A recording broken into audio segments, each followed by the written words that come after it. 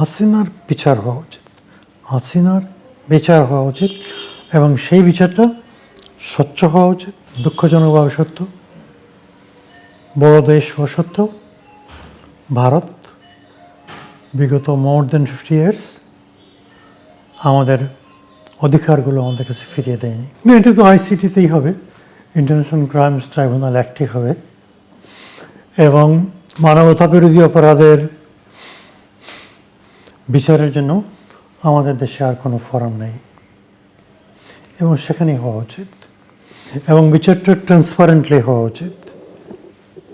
আমি আগেই বলেছি যে ট্রাইব্যুনাল থেকে বিষয়টা সুপ্রিম কোর্টের আপিল বিভাগে যাবে, হুইচ ইজ টোটালি ইন্ডিপেন্ডেন্ট। আমি আশা করব যে এখানে জামাত নেতৃবৃন্দ সালাউদ্দিন কাদের চৌধুরী যে অন্যায় অবিচার ফেস করেছেন, এটা এদের ব্যাপারে প্রযোজ্য হবে না। এদের ব্যাপারে তো দেয়ার ইজ ওভারওয়েলমিং এভিডেন্স তারা কী করেছে এবং এর বিচার হওয়া উচিত, দ্রুত বিচার হওয়া উচিত।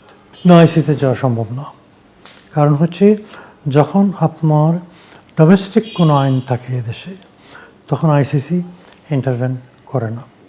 আমাদের আইন আছে, আমাদের আইনটাকে আপডেট করা হয়েছে, সুতরাং আমাদের নিজস্ব আইনেই বিচার হওয়া উচিত। এই আইন শেখ হাসিনা তৈরি করেন নাই। 1973-তে এই আইন তৈরি করা হয়েছিল পাকিস্তান আর্মিকে ট্রাই করার জন্য। ইতিহাসে তাই ঘটেছে। লুই XIV গিলোটিন আবিষ্কার করেছিল, তাকে গিলোটিনেই মরতে হলো আর কি। সুতরাং হাসিনার বিচার হওয়া উচিত, হাসিনার বিচার হওয়া উচিত এবং সেই বিচারটা স্বচ্ছ হওয়া উচিত, যাতে করে কেউ কোনো দিন প্রশ্ন না তুলতে পারে। এবং দেয়ার ইজ ওভারওয়েলমিং এভিডেন্স উনি যা কিছু করেছেন এই ইলেকট্রনিক রেভলিউশনের জমানায় সব কিছু তো আমাদের সামনে আছে। হচ্ছে কি, বাংলাদেশের বর্তমান সংবিধান বিগত সরকার কেটে ছিঁড়ে এমনভাবে এক জায়গায় নিয়ে আসছে, অনেক ক্ষেত্রে এটা একটা দলীয় ডকুমেন্ট হয়ে গেছে। নিজেদের স্বার্থে যখনই প্রয়োজন হয়েছে তারা সংবিধানের পরিবর্তন এনেছে। আমার ক্ষুদ্র মতে বেস্ট হতো যদি আমরা একটা সেকেন্ড রিপাবলিক হিসাবে নতুন শাসনতন্ত্র তৈরি করতে পারতাম। এখন সেটা হয়নি। এখন হতে গেলে রাজনৈতিক কনসেনসাস প্রয়োজন, রাজনৈতিক ঐক্যমত্য প্রয়োজন। বেস্ট হয় পলিটিক্যাল পার্টিসগুলো যদি একমত হয়ে একটা নতুন সংবিধান তৈরি করে গণভোটে সেই সংবিধান দেওয়া হয়, এদেশের জনগণটাকে অ্যাকসেপ্ট করে, তারপরে ওটার আন্ডারে নির্বাচন হয়। কতটা সম্ভব আমি জানি না, কারণ রাজনৈতিক দলগুলো এই ধরনের একটা ব্যবস্থার জন্য মানসিকভাবে কতটা তৈরি আমি জানি না। কিন্তু আপনি যখন সংবিধানকে অ্যামেন্ড করতে চান, পরিবর্ধন করতে চান, তখন সব কিছুতে আপনি হাত দিতে পারেন না। আর নতুন কনস্টিটিউশন যখন আপনি তৈরি করেন তখন ইয়োর হ্যান্ড ইজ ফ্রি, আপনি সব কিছু করতে পারেন। তো 5ই অগাস্টের পর একটা সুযোগ ছিল। আমি তখন লন্ডনে ছিলাম, হাসপাতালেই ছিলাম। ওখান থেকে বন্ধুকে বলেছিলাম যে আপনারা সংবিধানকে নতুনভাবে নতুন করে তৈরি করার চিন্তা করেন। সেটা সম্ভব হয়নি। এখনও সেই চেষ্টাটা করা উচিত। এই সরকার বিভিন্ন কমিশন করেছে, কনস্টিটিউশন কমিশনও করেছে। সুতরাং এবং কনস্টিটিউশন কমিশনেও যে সমস্ত রিকমেন্ডেশন আসবে, এগুলোর মাধ্যমে একটা নতুন সংবিধান তৈরি করতে পারাটাই আমাদের জন্য শ্রেয় হবে। 1958-এ ফ্রান্সে ফিফথ রিপাবলিক হয়েছিল। শাহের পতনের পরে ইরানে নতুন করে কনস্টিটিউশন লেখা হয়েছিল। আমেরিকান রেভলিউশনের পরেও কনস্টিটিউশনাল কনভেনশনের মাধ্যমে নতুন কনস্টিটিউশন লেখা হয়েছিল। আমাদের এই যুবকরা যে ত্যাগ এবং কোরবানি করেছে, তারপরে they deserve a new constitution for this country under a second republic. কতটা সম্ভব সেখানে প্রশ্ন আছে। দেখেন, আমি একটা কথা সবসময় বলে আসছি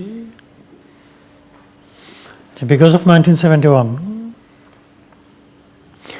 ভারতের সাথে বাংলাদেশের সম্পর্ক সেই লেভেলেই থাকা দরকার ছিল যে লেভেলে হচ্ছে আমেরিকা এবং ব্রিটেনের সম্পর্ক।